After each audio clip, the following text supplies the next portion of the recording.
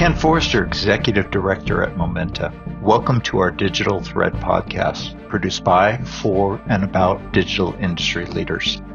In this series of conversations, we capture insights from the best and brightest minds in digital industry. They're executives, entrepreneurs, advisors, and other thought leaders. What they have in common is, like our team at Momenta, they are deep industry operators. We hope you find these podcasts informative, and as always, we welcome your comments and suggestions.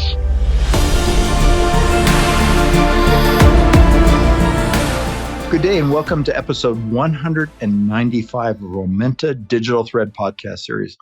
Today, we're pleased to host Luke Smaul, our newest strategy partner at Momenta. Luke has worked in the digital industry for over 20 years, applying strategic thinking to new go-to-market and business models. He has successfully spearheaded large multinational digital transformation projects for Fortune 100 companies before going out on his own to bring his expertise to others. Luke's passion is creating new business models across a range of verticals in both the discrete and process space using IoT Edge sensors, big data, and advanced analytics. He advises global and early stage firms focusing on digital strategy, sales and marketing, and go-to-market, planning and leveraging his prior experience at GE Digital, Flashpoint, and his own firm, Chakra. Luke, welcome to our Digital Thread podcast. Ken, amazing to be on. Thanks for having me. Very happy to have you. And I guess I should say duly happy to have you in Momenta and happy to have you on this podcast. So it's a double pleasure, if you will. So you no doubt have listened to some of our podcasts before. You'll know we call these the Digital Thread podcast. And so the key question always to start this off is, what would you consider to be your digital thread? In other words, the one or more thematic threads that define your digital industry journey. Yeah, I think when I look back at my career, the common thread that I see is really all around how do you extract value from technology in the industrial space. And what I mean by that, if you go back to the start of my career, I started programming PLCs, grew up with the traditional industrial automation stack. So went from programming PLCs to connecting PLCs to SCADA systems, to programming SCADA systems, to connecting to historians, from historians to MES, from MES to ERP. And as I was growing through the technology, I also grew my career and found myself in the position around 2015, 2016, when I was running professional services sales for North America for the industrial automation group at GE. And really, overnight, my world blew up. Jeff Immelt's vision when he was then the CEO of GE, his vision for what digital meant for GE really came into focus, and he created the GE Digital Business Unit. And my business unit at the time was rolled into GE Digital. And like I said, really overnight, my world blew up, and all the technology, the tools and techniques I'd used for my career to deliver value to manufacturing customers changed. And it was very much industrial IoT, or what GE called predicts, very much predicts or bust. So I really had to go back to first principles and try and figure out, what does all this new technology mean to manufacturing companies, right? I was looking after all of the industrial automation projects we were doing in North America. I had customer responsibility for all those projects. So I quickly had to spend time down in San Ramon, down in our headquarters, the new GE Digital headquarters, and figure out, okay, come up with a hypothesis. What's the net new value that we can gain from industrial IoT in the industrial space? Came up with a hypothesis, made enough noise about that internally that they put me in front of Jeff Immelt a couple of times when he was still running GE. And I got to present out my vision for what industrial IoT meant to manufacturing. Those meetings went well enough that Jeff sponsored myself and a team to start going after net new logos in the manufacturing space for GE's Predix platform. With Jeff's help, with his sponsorship and relationships throughout a sales cycle, we landed Intel as one of the first net new logos for Predix. And I got to execute and run that account for about 3 years. And these are the years that everyone has read about in the media around GE's challenges, GE Digital's challenges, the challenges around Predix. Made that successful, made Intel successful to a point where we actually launched a joint go-to-market where we went after the semiconductor supply chain with Intel's help and GE's technology. So the reason I tell that story, and really the lessons learned from that, was what set me on a path to management consulting and have my own consulting firm and eventually joining Momenta. But the reason I tell that story is the technology can change. We can introduce net new technology into manufacturing, into the industrial space, but how you think about value and how you think about looking after people and outcomes doesn't change. And if you can stay focused on that, and that's really been my common thread for my career, is staying focused on customers, customer value, value in the industrial space, you can make technology really work for you and work for your customers. It's a great story, and it really establishes, I think, a platform of your own credibility. You've been truly full stack in terms of technology work you've done, but also that outcome focus, which GE was probably one of the first to really put the focus on outcomes, right? Even though that had always been, how you value sell in the end. It's interesting because as much as people like to badmouth GE, or did at the time, because obviously GE had its issues and everything else, every one of the industrial companies we work for still talks about GE Digital as the benchmark, right? Well, what did they do, right? They were the early leader in that, and everybody else by definition is fast followers.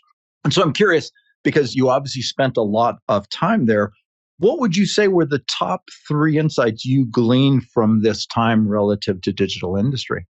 Yeah, it's such a good question. And it was such a challenging, but probably highly enjoyable time in my career. And I think you're right. A lot of people have had their opinions on GE, but fundamentally, corporate innovation is rock hard. Corporate innovation, what we now often call digital transformation, at a scale of GE is rock hard. But some of the things that I saw done really well. So the one thing that they absolutely got right was setting a North Star early on. And I think this is critical for any digital transformation program. If you're going to go after digital transformation in a big way, you've got to set a very clear branded message around what you're going to go and achieve. There was no question, no matter where you worked in GE, what division, what group, where in GE Digital you sat, you knew that it was Predix and that was the focus for GE at the time. And that was a huge achievement for Immelt and his team to get that ingrained into the culture, a culture that was 100 years old, absolutely ingrained into everyone in the company, was laser focused on Predix. So that's, I think, one, is absolutely set your North Star. Second, and we did this some places really well and some other places we were challenged to do this. But once you got your North Star, you've then got to break your strategy into small consumable parts.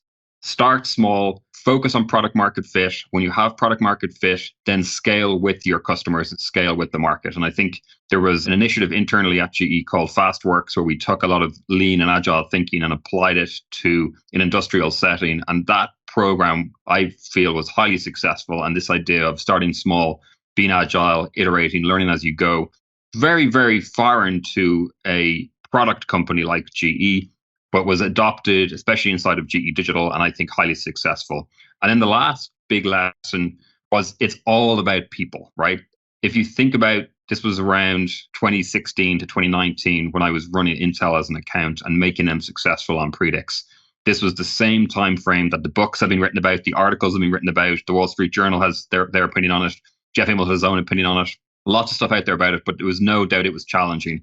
And the reason we got through those challenges with a brand new platform, a brand new market, new outcomes, was because of the people. It was because of the relationships that we maintained between Intel and GE, because of the friendships that were formed and people that trusted us to deliver the outcomes we'd promised from day one. So if you're going to go do this and do it big, you've really got to start with the people.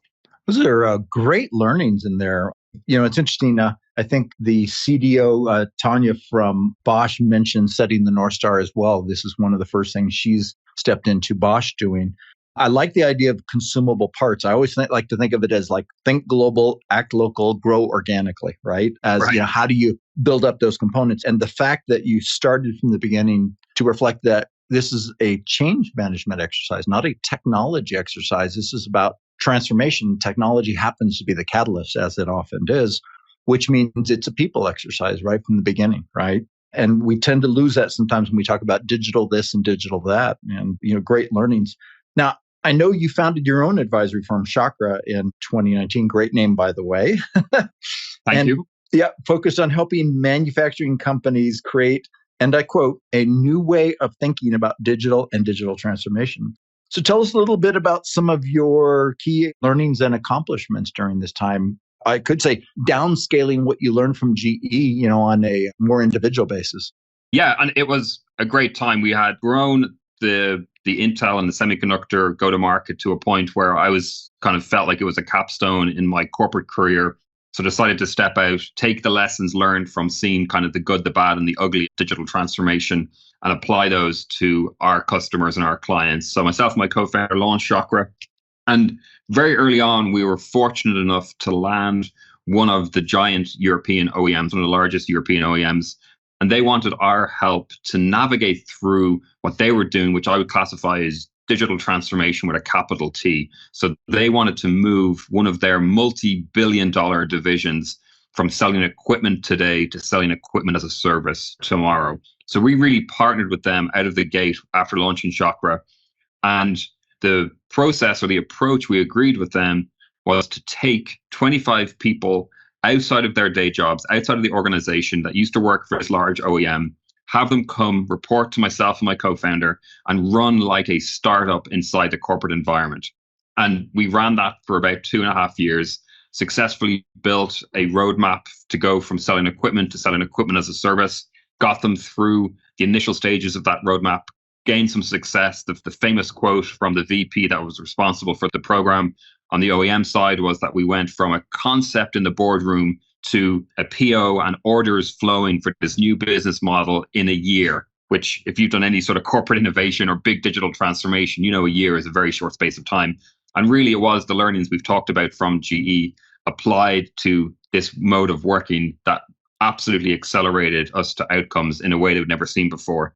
So really fun times. Like I said, I got to run that for about 2.5 years, got some early traction about a year into it with this large OEM.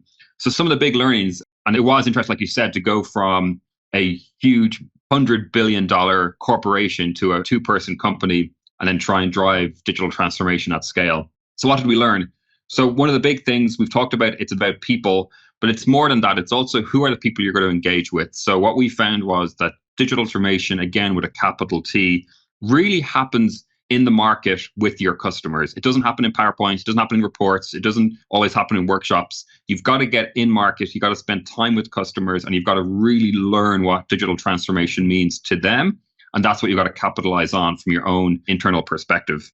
You've got to get people out of their comfort zone. This was something, again, that North Star really helped with at GE. And we applied the same thinking when we took this OEM to market and drove their digital transformation, taking people out of their day jobs, out of their comfort zone, running them like we were a startup. So we had imagined a brand new startup with all the functions available to you. That's exactly what we built. And it was staffed with people from the corporate environment now working in completely new ways. And that proved very successful because they weren't limited by the way in which the organization had always run.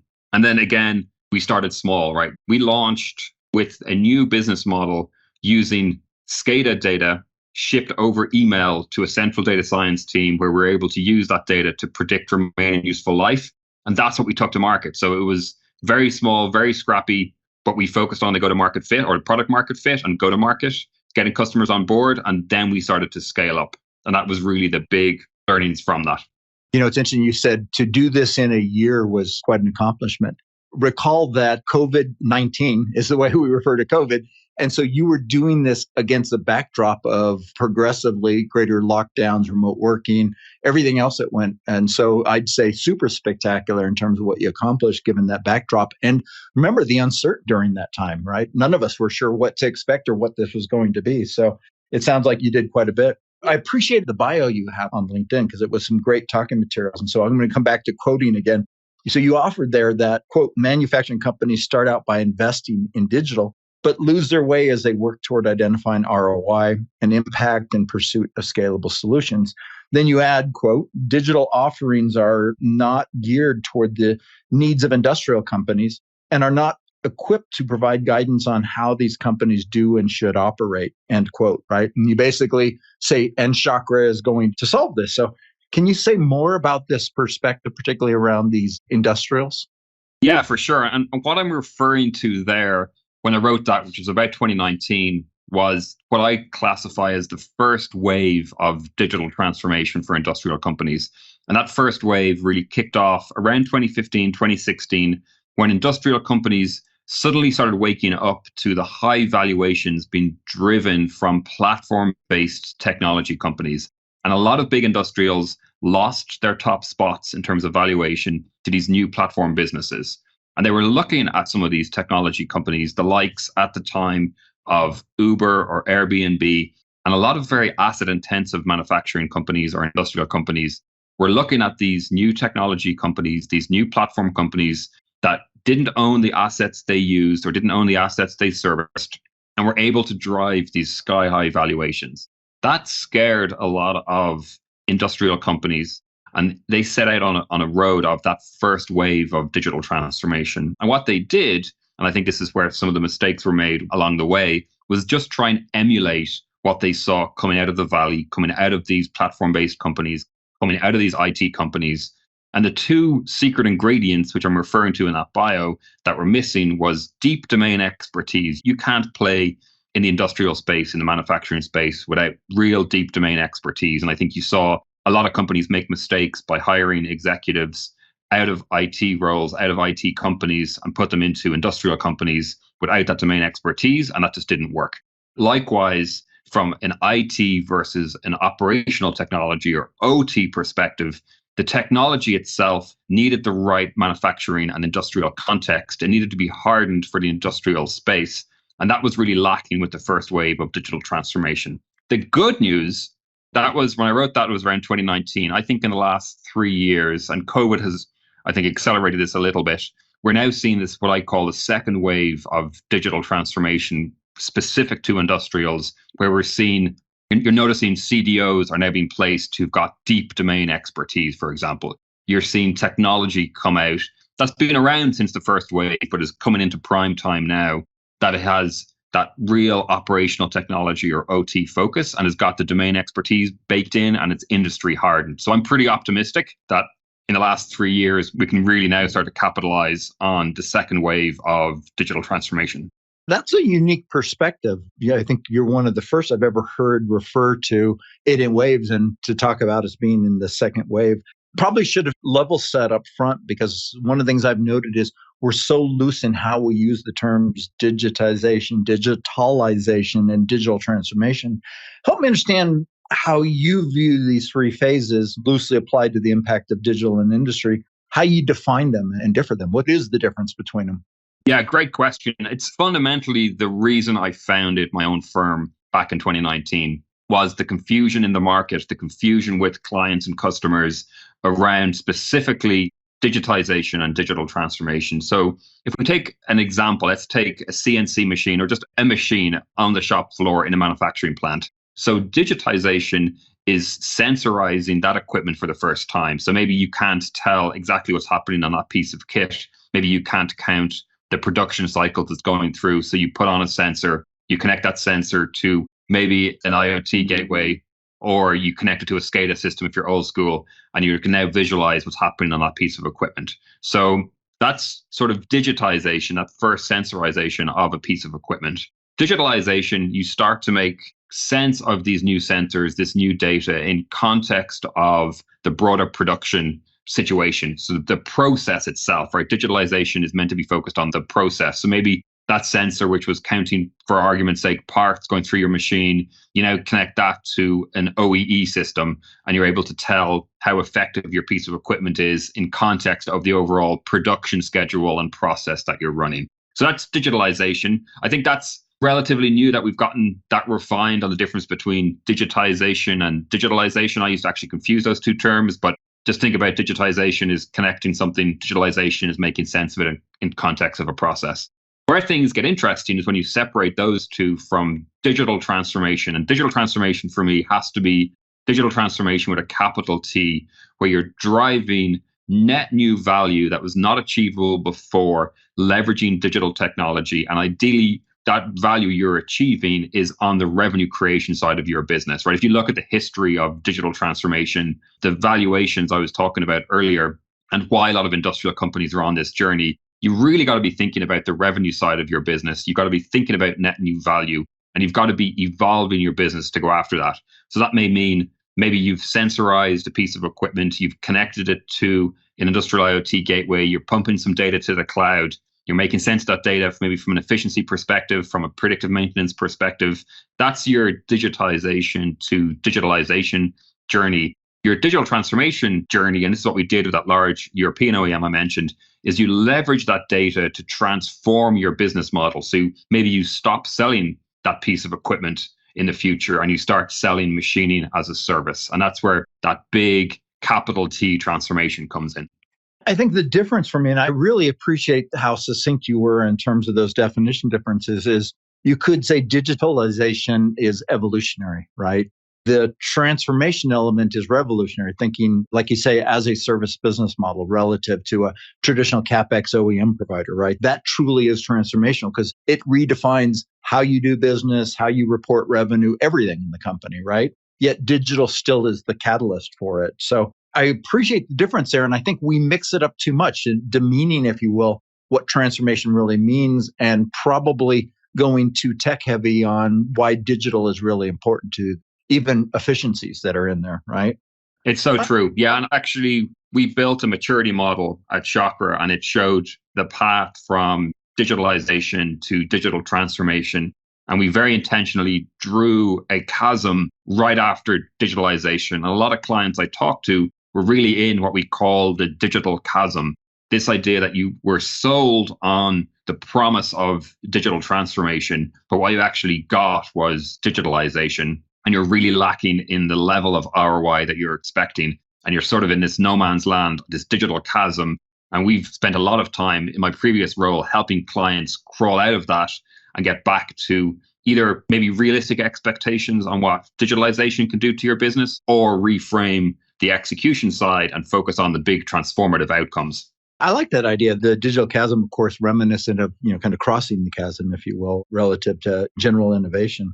Let me ask, what are some of the best in class manufacturing companies you've seen applying digital in their operations and products? Yeah, so I think two that I've been reading about recently. So if we split that in half between sort of operations and products, from an operations perspective, a company I've worked with over the years and I've always stayed close to is PepsiCo.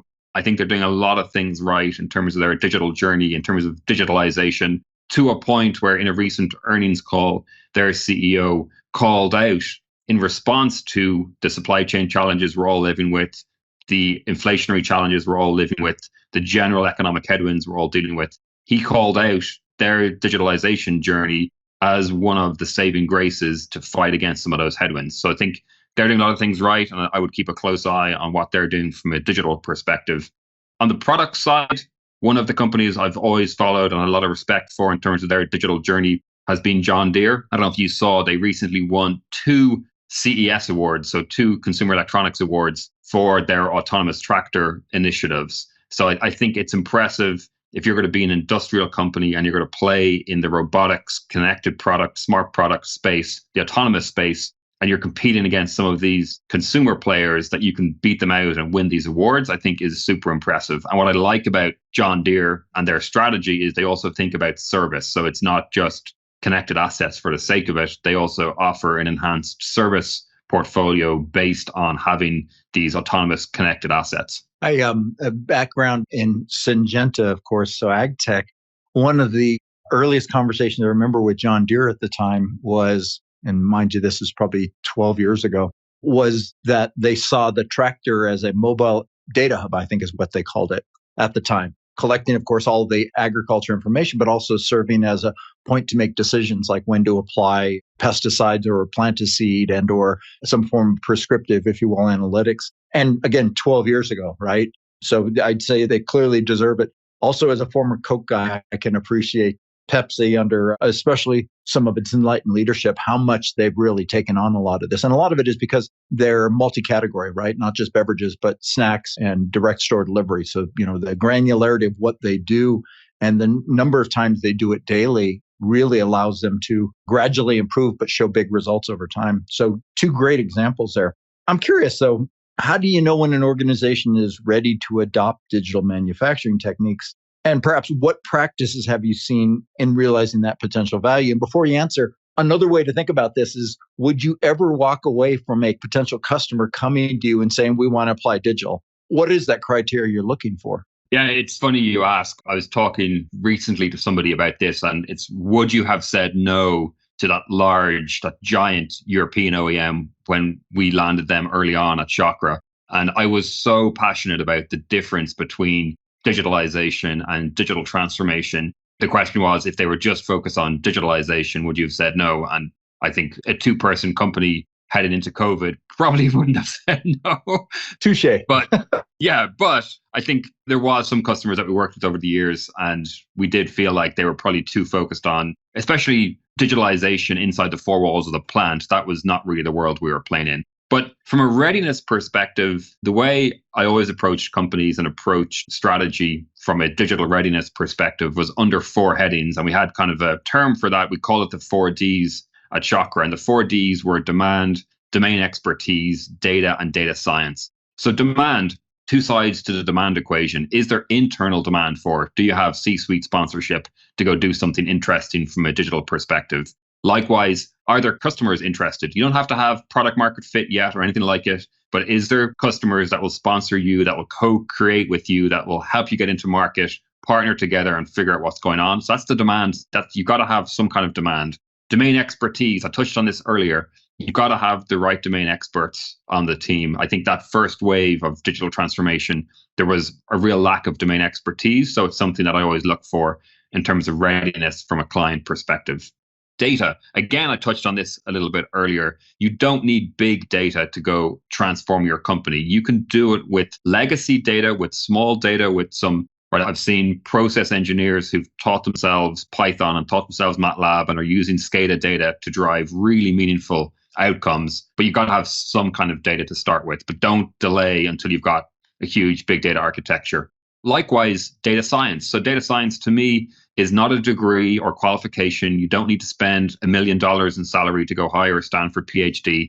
What you need is finding those right people, like the process engineer I mentioned that's taught themselves MATLAB or Python. You got to find the right mindset inside of your organization to think about how you leverage data to problem solve. And if you can find those four ingredients inside an organization, or you can piece them together with the help of an organization, you're in great shape to start your own digital transformation. I like the way you've broken that up. So demand, domain expertise, data, and data science. Let me ask you to put your prognosticator hat on for a minute. Where do you see the greatest opportunity areas? And let me call this generally Industry 4, or often we're referring to it as Industry 5 in terms of that digital transformation of manufacturing as we know it. Where do you see the greatest opportunities there in the next 5 years? Yeah, so I go back and forth on these terms. The tongue-in-cheek I always use is that only engineers would try and define a revolution before it's happened. But all that said, I think they are really important terms, and I think there is important differences between 4.0 and 5.0. But not to get into a discussion about that, I think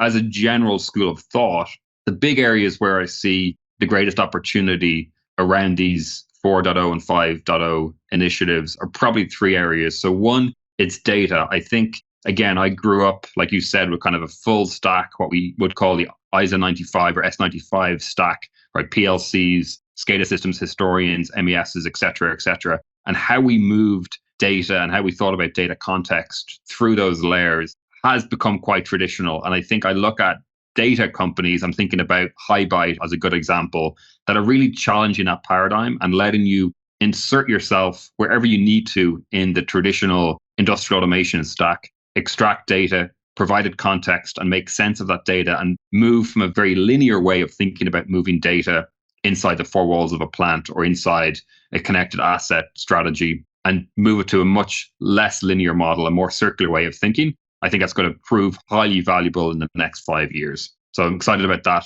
The key ingredient, the big change that happens from 4.0 to 5.0 is people are absolutely the focus. And I think that may have been a miss of that first wave of digital transformation that I mentioned, which I would akin to really Industry 4.0, is we've got to focus on the people. This stuff happens thanks to people, because of relationships, because of friendships you can make, because of partnerships you can make, because of ecosystems you can build. And that's all people focused. So that's I think, going to be a huge benefit of focusing on 5.0. And then the last piece, and this is a passion of mine, is the circular economy. The reason I love the circular economy is it aligns so well to what I think about in terms of digital transformation with a capital T. And 5.0, as we shift from 4.0 to 5.0, we focus on people, we focus on new business models, new ways of people interacting and exchanging value. It's going to enable things like the circular economy that it requires us to change how we think about asset ownership in an industrial supply chain sense. I think that's going to be pretty interesting for the future of both 4.0, but more importantly, this shift to 5.0. Yeah, well said, especially the one on circular economy. the very definition of ownership under kind of the Uberization of all industry, if you want to think about it that way, has been brought up by several of our speakers over time and really coming out of, I believe, the World Economic Forum, if I remember right, several years ago, co-authored by McKinsey, put together kind of what is that whole future of industrial and circular economy is a very key part of that. And often not talked about enough unless there's kind of an ESG angle, which makes it a little bit of a popular buzzword. But ownership is really what is key in that. So as a service, if you will, moving from products to as a service in time. Kind of bringing it home a little bit. We're obviously very proud to have you as part of Momenta. So thank you for joining us. Can you talk a little bit about your remit and focus at Momenta?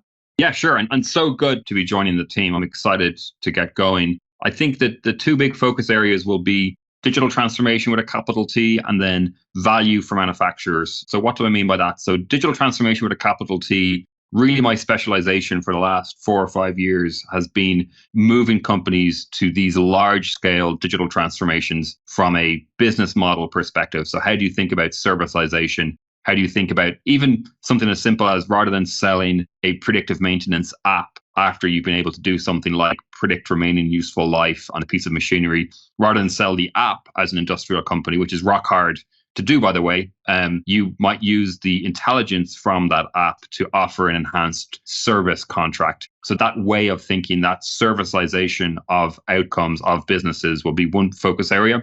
Another focus area, and this is really back to my digital thread. If I think back to my career, most of the time I've spent has been figuring out what technology means inside manufacturing, inside industrial companies from a value perspective. So if you've got a smart connected asset play, if you're trying to get into a market, if you're trying to penetrate manufacturing companies with a net new connected product, the help I'll be able to provide is making sense of that technology from a manufacturer's perspective and then having a go-to-market strategy that aligns to that. As said again, it's very exciting to have you as part of the team, especially our advisory team. And these are all core areas to that. Plus, they undergird a lot of our venture capital activities as well. So looking forward to greater things to come here very soon. In closing, I always like to ask about your own personal inspiration. Where do you find your personal inspiration? Yeah, so I think I always try and keep a fiction and nonfiction book on the go. My current nonfiction book is The Titanium Economy. It's written by a couple of practitioners, I think out of McKinsey. And they have found a list of manufacturing companies in the US that have outperformed the big tech stocks over the last 10 years. They do a deep dive into what makes these companies unique. So highly recommend The Titanium Economy as some reading material. In terms of general activity and how I keep up to speed with everything that's going on in the market, I spend a ton of time on LinkedIn. So I'm pretty active in terms of getting posts out there, but more importantly, active in the community. So trying to comment on people's posts, share articles, post ideas and get feedback. So if anyone's looking to get in touch or to see what I'm up to, LinkedIn is a great place to go find me. And that's probably, I think from a people perspective, then I think I follow a lot of great thought leaders. That phrase is always a struggle, but thought leaders on LinkedIn. And someone I highly recommend everybody go and follow just for his unique and quite skeptical perspective on technology, and especially technology in our space, is Rick Bellotta. Rick keeps me extremely honest in my posts and is well able to call BS if I post anything a little bit hyperbolic. I will second your thought on Rick Bellotta. And he is one of the few I would truly consider to be a thought leader. I think people lose thought leadership the minute they put on their subtitle in LinkedIn, thought leader, right? Yeah. Rick delivers. Rick's very fact-based. And like you say, he doesn't believe the BS a lot of times out there. So he's got a unique ability to carve through that relatively quick. So yeah, kudos on that recommendation. And I will have to read The Titanium Economy. That sounds great. It sounds like the modern manufacturing equivalent of Good to Great in terms of that. So, well, Luke, thank you for sharing this time and insights with us today. Appreciate the time. This has been great. Thanks, Ken. Yeah, as well. So this has been Luke Smaul, our newest strategy partner at Momenta, but obviously a long-term practitioner, full stack, like the ISA 95. It's been a long time since I've heard that.